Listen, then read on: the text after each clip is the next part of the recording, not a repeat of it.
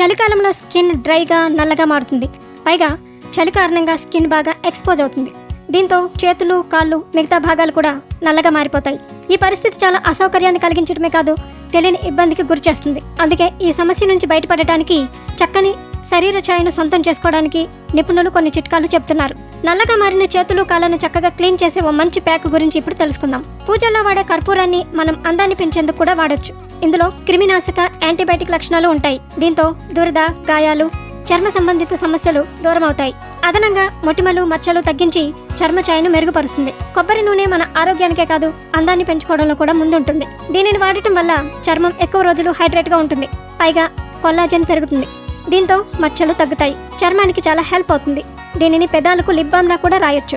ఈ ప్యాక్ తయారు చేసుకోవడానికి కొద్దిగా కర్పూరం, 2 టీ స్పూన్ల కాఫీ పొడి, 1/2 టీ స్పూన్ నిమ్మరసం, 1 టీ స్పూన్ కొబ్బరి నూనె, 1 teaspoon shampoo, 1/2 teaspoon చక్కెర తీసుకొని వీటన్నిటినీ ఒక గిన్నెలో వేసి బాగా కలిపి కాళ్ళు, చేతులకు అప్లై చేయాలి. 10 నిమిషాల తర్వాత చేతులు తడి చేసుకుని మెల్లగా ఓ 5 నిమిషాల పాటు స్క్రబ్ చేయాలి. ఆ తర్వాత క్లీన్ చేసుకోవాలి. దీనిని రెగ్యులర్గా వాడితే మంచి ఫలితం ఉంటుంది. వారంలో 2 సార్లు ఇది వాడొచ్చు.